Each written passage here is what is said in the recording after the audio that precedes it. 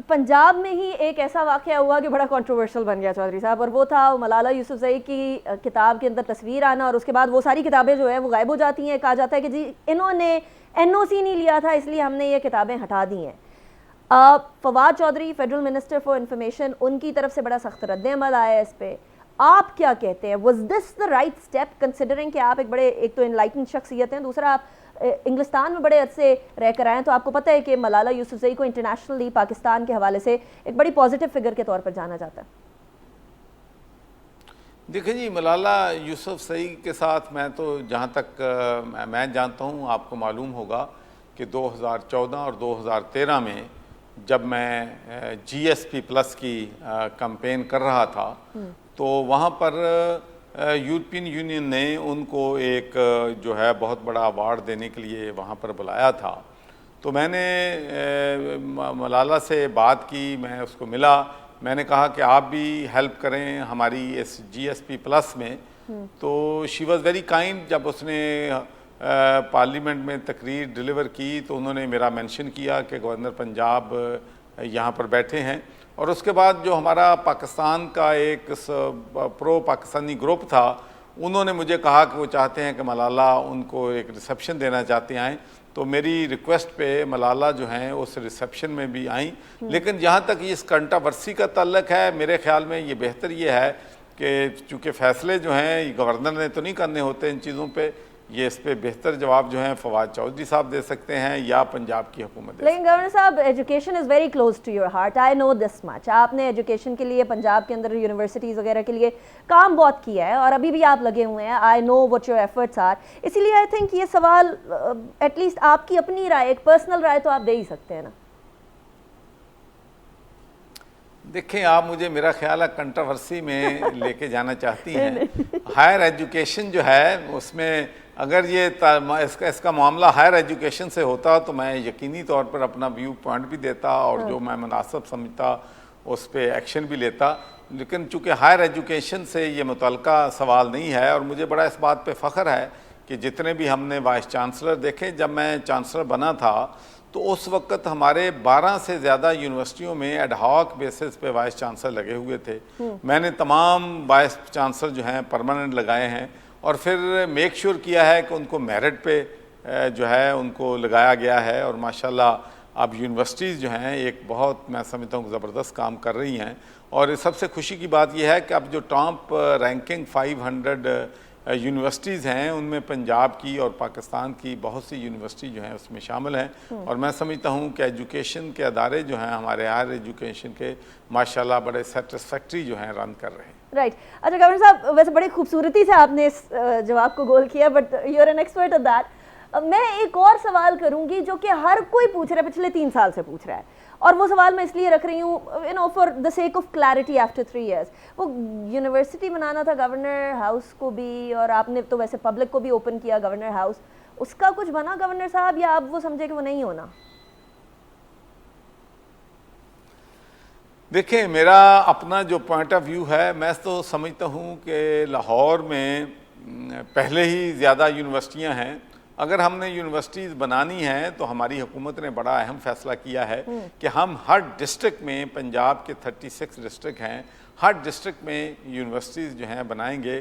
क्यों हम चाहते हैं कि हमारे रहीम यार खान के बच्चे, हमारे टोबा टेक सिंह के बच्चे, डिस्ट्रिक्ट जंग के बच्चे जो हैं वो लाहौर में आके स्टडी करें, जो पेरेंट के लिए भी उनका ख़र्चा, उनकी अकोमोडेशन जो है वो अफोर्ड नहीं कर सकते। तो मैं समझता हूँ कि यूनिवर्सिटीज़ को हमें रूरल एरिया में, जो डिप्राइव्ड एरियाज हैं, वहाँ पर लेके जाना है, वहाँ यूनिवर्सिटीज़ को हमने बनाना है। राइट। अच्छा गवर्नर साहब, साउथ पंजाब सेक्रेटेरिएट तो एक उधर सेपरेट बनाने की बात हो गई, वो मामला भी हो गया, लेकिन सूबा अलग बनना है, ये पाकिस्तान तहरीके इंसाफ एक वादा लेकर आई थी। 3 साल के बाद उस पर क्या काम हो पाया? देखिए, मैं अपना जो मेरा पर्सनल पॉइंट ऑफ व्यू है, तो मैं तो पिछले 30 साल से समझता हूँ और कंपेन भी मैंने की है कि साउथ पंजाब का सूबा जो है वो बनना चाहिए, बल्कि पंजाब के 3 सूबे भी बन जाएं तो मैं समझता हूँ कि ये बड़ी पॉजिटिव और प्रोग्रेसिव बात होगी। इंडिया, अगर आप बॉर्डर के दूसरी तरफ चले जाएं तो उनका जो पंजाब था वो हमारे पंजाब से बहुत कम है, लेकिन वहाँ पर 3 सूबे जो हैं बन गए हैं। पंजाब बहुत बड़ा सूबा है, पंजाब की आबादी 55% ऑफ पाकिस्तान है।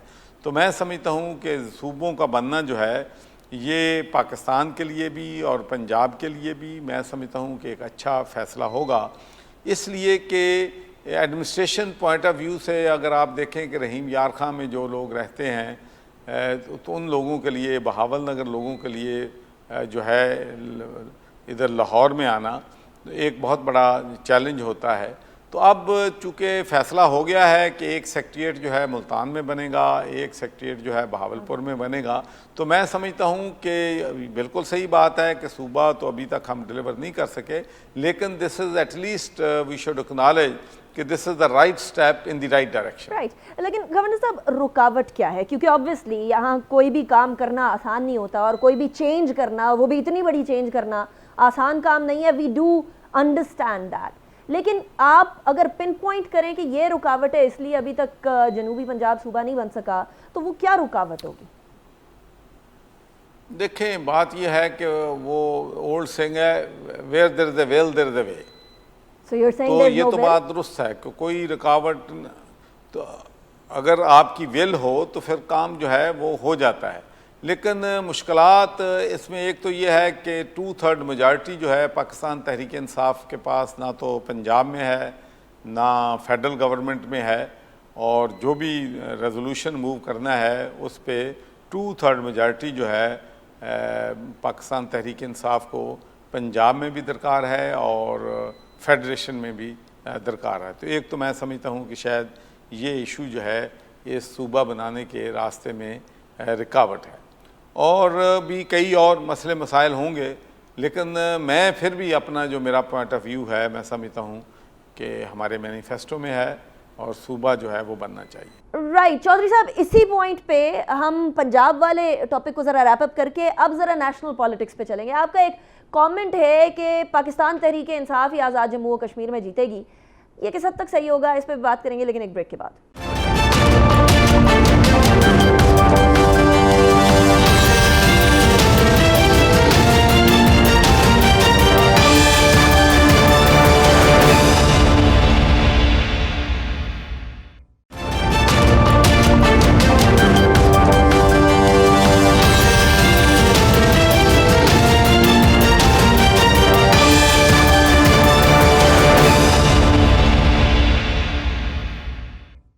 Welcome back after the break. अब जरा नेशनल पॉलिटिक्स की तरफ चलते हैं। चौधरी साहब, आपने एक बड़ी इंटरेस्टिंग स्टेटमेंट दी है और वो स्टेटमेंट ये है कि वजीर आज़म भी और सदर भी आज़ाद जम्मू और कश्मीर के अंदर पाकिस्तान तहरीक इंसाफ का बनेगा। वहाँ ज़ोरों शोर से अपोजिशन अपनी वो कर रही है, कैंपेन कर रही है। उधर मरियम नवाज साहिबा कह रही हैं कि बेसिकली जो सौदा किया गया है कश्मीर का वो पाकिस्तान तहरीक इंसाफ की हुकूमत ने कर दिया है। उधर अली अमीन गंडापुर साहब को अनफॉर्चुनेट एक इंसिडेंट हुआ, किसी ने जूता दे मारा। ये सारे इंसिडेंट्स हो रहे हैं और यहाँ आप ये फरमा रहे हैं कि वज़ीर आज़म भी और सदर भी दोनों ही पाकिस्तान तहरीक इंसाफ के होंगे, कैसे? देखें, पहली बात तो ये है कि सियासत में पहले जो हैं, जो भी पॉलिटिकल पार्टीज़ सियासत में हिस्सा लेती हैं, जो इलेक्शन लड़ते हैं, वो सब चाहते हैं और वो सब क्लेम करते हैं कि हमारी हुकूमत जो है वो बनेगी। तो लेकिन जो फ़ैसला है वो तो आज़ाद कश्मीर के लोगों ने करना है, और जो भी फ़ैसला वो करेंगे हम उसको रिस्पेक्ट करेंगे। और हम ये बिलीव करते हैं इस बात पे कि इलेक्शन जो है वो फेयर होना चाहिए, इम्पार्शल होना चाहिए, और इलेक्शन कमीशन को अपना किरदार अदा करना चाहिए। और इंशाल्लाह मुझे यकीन है कि आज़ाद कश्मीर में फ़ेयर और इम्पार्शल इलेक्शन होगा, और जो भी वहाँ पर जीत जाए हमें उनको साथ लेके चलना है, क्योंकि हमारा कश्मीर का मसला जो है वो बड़ा सेंसिटिव इशू है। हम किसी किस्म की जो कंट्रोवर्सी है वो आज़ाद कश्मीर में नहीं चाहते, क्योंकि आज़ाद कश्मीर में जितनी भी जमातें हैं वो सारी की सारी जो है कश्मीर की जद्दोजहद जो है, कश्मीर की आज़ादी की जद्दोजहद में मुलव्वस हैं, और उनको हम जो है अप्रिशिएट करते हैं। और मैं समझता हूँ कि हमें वहाँ पर अपनी यूनिटी जो है, कंसेंसस की तरफ जाना है और जो भी इलेक्शन का आउटकम हो तमाम पार्टियों को तस्लीम करना चाहिए।